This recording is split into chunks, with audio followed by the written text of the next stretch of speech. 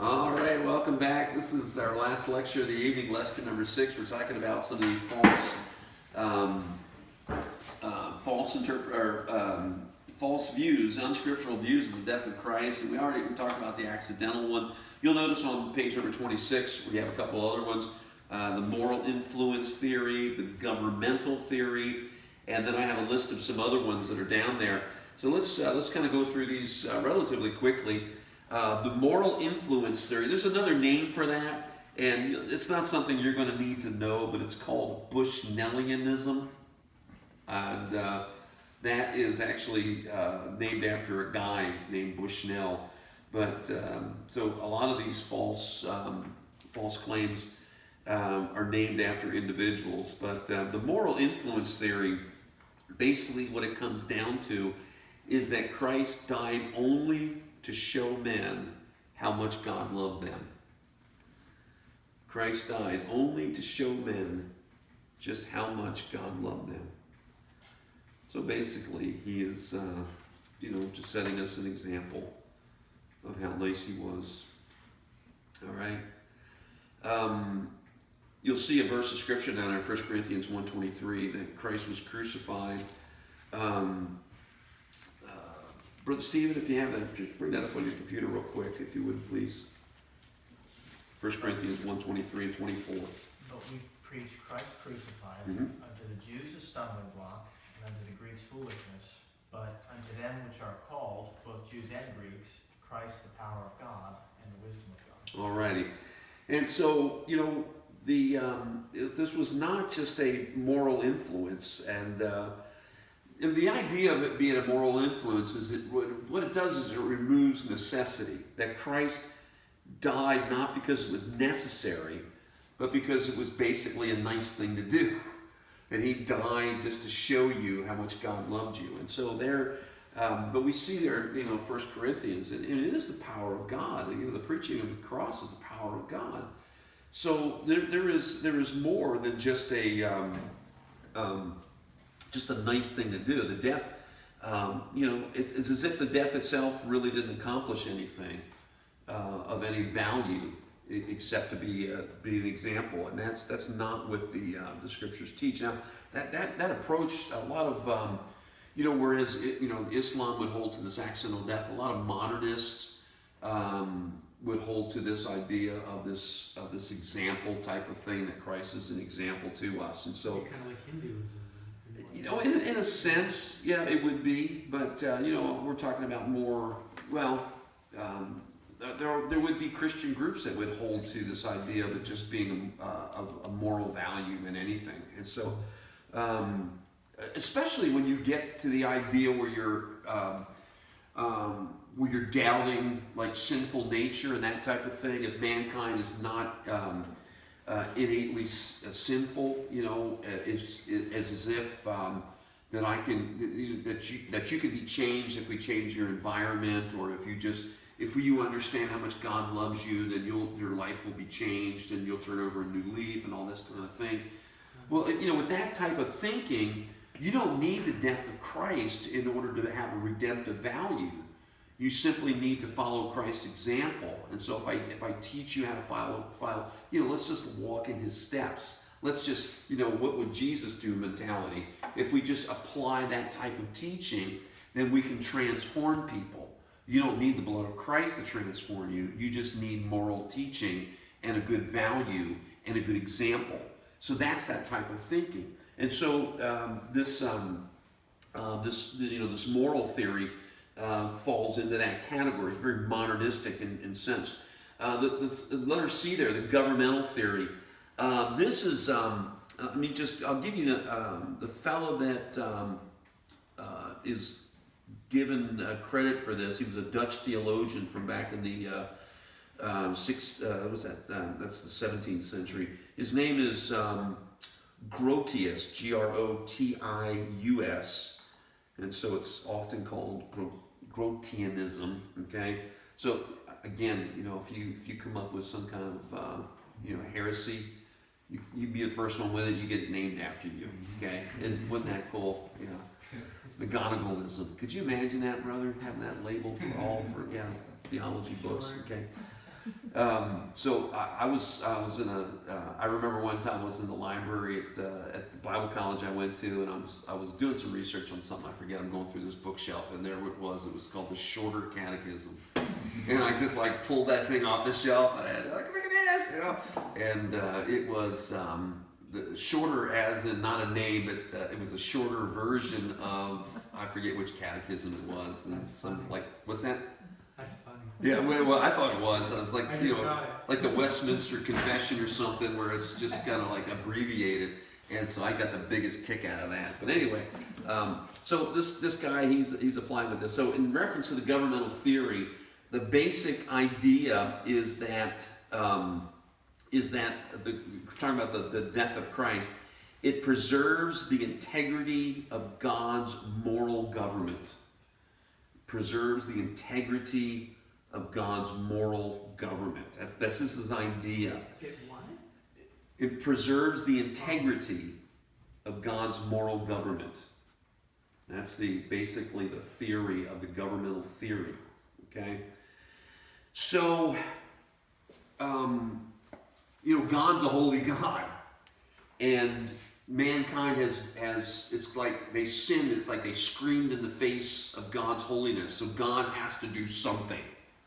So it's kind of like, you insulted me, so I'm going to do something to just, prove that, to maintain its integrity. It's kind of like, you insulted me, I've got to do something now. So what does God do? He could wipe out all mankind, right? I'll show you all. And so this idea of Christ dying was simply to prove a point. Makes God rather petty. It kind of really does. He's basically proving a point that I'm a holy God, and this is what I'm going to do. Okay, so that's this idea of governmental theory, and I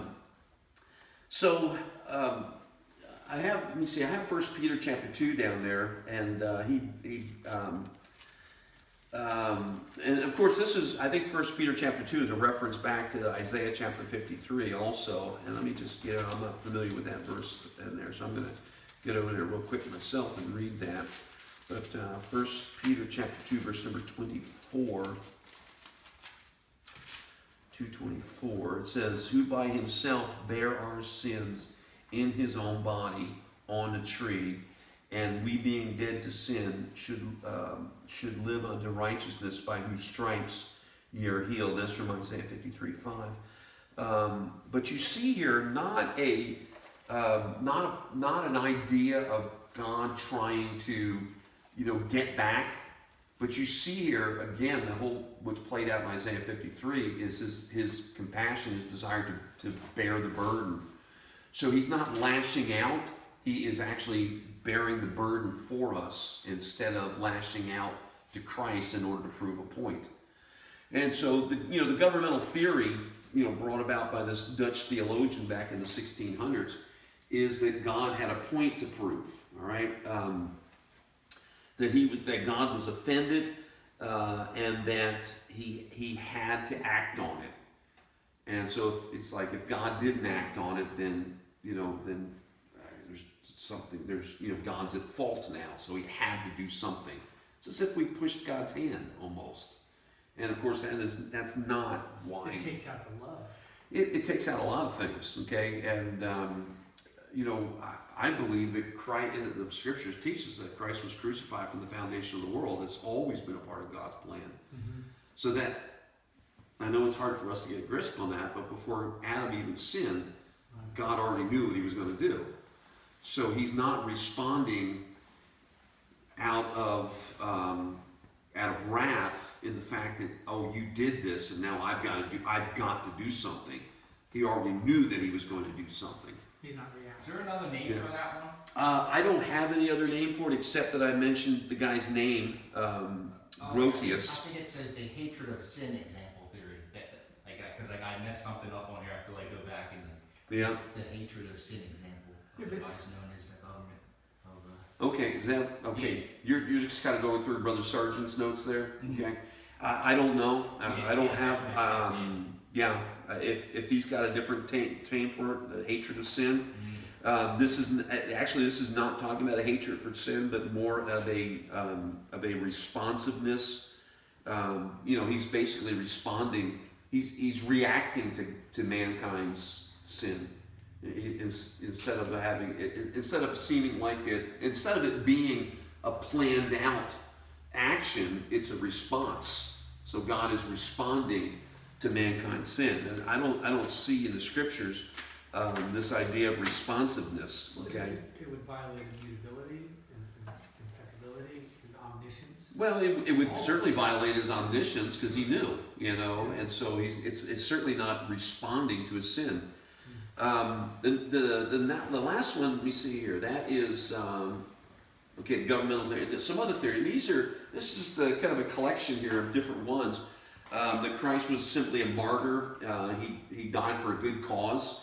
There's a lot of folks that believe that he was simply a martyr. Okay. The eradication theory that Christ had a fallen nature which was finally conquered. Okay. Now, of course, we've talked about the person. We spent, the first class, Christology 1, talking about the person of Christ. Now we're talking about the work of Christ. And we talk about the person of Christ, and you have a fallen nature. And and then even last week we talked about the necessity of the virgin birth in order that Christ would be born of the seed of a woman, not seed of a man. So there's no fallen nature. But there are some folks that don't agree with that. They believe that Jesus Christ was born with a complete human nature, which would involve, a fallen nature, which he fought against all of his human life. And the ultimate goal was then to die, to completely eradicate the fallen nature of man within himself, providing for us the opportunity of having our fallen nature completely removed through faith. And so you get this idea of this eradication theory. And so there's certainly something flawed with that because what it does is it does not, if Jesus Christ had a fallen nature, he was not God. It's just that simple. And so it removes that opportunity of Christ actually being God if you believe in that type of theory, why Christ died. The third one there is an interesting one. It's the ransom theory that Jesus was, this is not my quote, it's someone else's, was a worm on the hook which finally caught Satan. Okay? And there are some, this whole ransom theory, there are others, for instance, Origen, if you're familiar with the name Origen, and of course he was a Gnostic, and that whole Alexandrian school of Christian philosophy and Neoplatonism and all kinds of mess, which just still wreaking havoc in Christianity today, the works of Origen. Origen believed in a ransom theory, and his ransom theory basically kind of went in this sense that Christ dying on the cross satisfied, God the Father, satisfied satisfied the devil as a complete payment for the souls of men. Now men can be saved because the devil has been satisfied. Okay? This is bizarre thinking. But there's a lot of folks that really buy into that type of thinking. So I'm trying to remember, is it Mormonism that holds to a ransom theory? The Seventh-day Adventists separate the sacrifice. So that would be kind of like Jehovah's Witness group if it's Seventh-day Adventism. Yeah, okay. The Adventists go ahead, brother. The Adventists say that when they make the sacrifice and the one is slain and its blood is placed on the other, that the scapegoat is taking away the sin. That's Satan. Okay. And that is let go. Oh, interesting. Okay. In the wilderness. Yeah. The only reason I know that is because I rented a Seventh-day Adventist church when I first started doing it. And I had all their stuff. I'm like, you guys are crazy. Yeah, it is crazy. Except for sins are placed on Satan, if you would. And Satan is the one. Okay. Interesting. That's very. And so that you get an idea of how Satan plays into the redemptive work, and that is just so far out of the question. Satan has nothing to do with redemption. Has zero to do with it. the ransom theory that Origen presented was this idea that Satan had to be satisfied so that souls could be redeemed. As if Satan has complete hold on all souls, and now he can release some because he's been satisfied. And so I mean, what a horrible thought to even consider that Satan would have anything to do with our redemption, and he certainly does not. The last one I have on here is this commercial theory, and it's a bizarre one also, that Jesus died to pay the exact equivalent for what was required for sin. Now that almost sounds good, but there's a lot of stuff that can be put into this. I just want to, you don't need to really know this guy's name, but he was a 11th century theologian, Anselmic, and Anselm, and so it's often referred to as the Anselmic theory. Wow, I love these names. The proponents of the commercial theory would be folks that buy into a limited atonement. Okay, and so that Christ is going to die to supply only what was necessary for redemption. So those that would hold to a limited atonement theory, and you're going to be just doing a little bit of research and writing on that, so I'm not going into more detail. But so was Christ's death sufficient solely for those who are going to be redeemed? Or is it sufficient for all? And that's the question so often. So, this commercial theory, if you can look, if you looked up that commercial theory, you'll find several different directions that it goes. Some people talk about how sin robbed God of His honor, and so He sent Christ to die in order to restore His honor. Only in certain areas, because not everybody's going to honor God. So, it's kind of limited to folks that are going to get saved and going to honor God. And so there's a lot of stuff kind of thrown into this basket with this commercial theory. Anyway, there's a lot to be said about that, and I don't want to camp on it too much because it's, we could probably spend a month of Sundays talking about some of these false teachings here. But the Bible, of course, does teach about the death of Christ and does teach some very specific truths about it. We got about 10 minutes left. I want to fill in those blanks that are here, and then we're going to get into each one with each one of these in a lot more detail. Okay, so I'm just going to introduce them by filling in the blanks, and then we'll talk about them. All right, and some of these are because mankind is, because of man's guilt, because of man's guilt, the death of Christ was expiatory, and we'll define it, and I'm a horrible speller, expiatory, these are, I know, it's a technical term, it's a theological term, it's not one, we get to have the term expiate, so that's a theological term that we're going to talk about a little bit more. Because man was in bondage, talking about with sin, the death of Christ was redemptive.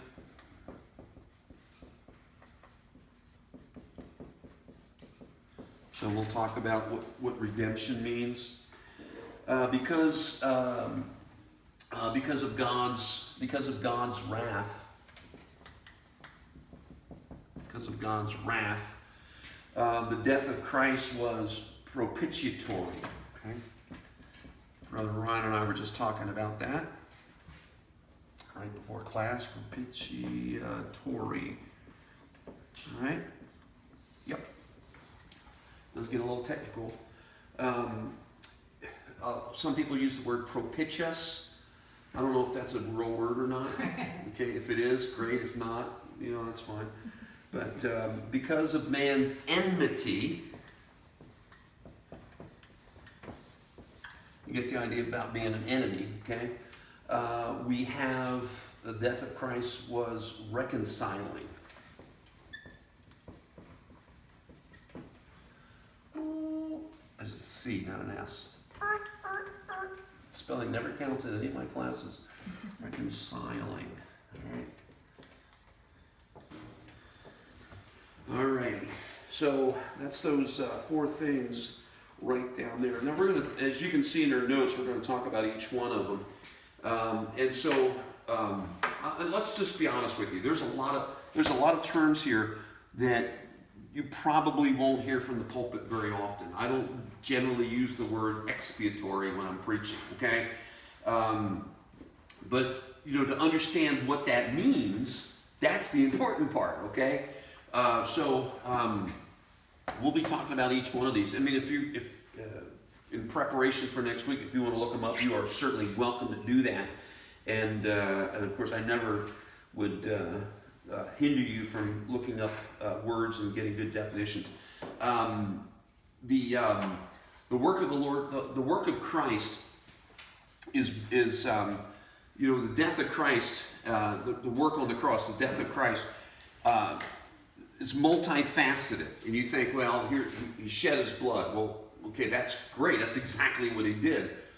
But in doing that, it accomplished so many different things. And so years ago, this was, I think I talked about this last class in Christology 1. We talked about, what's his name?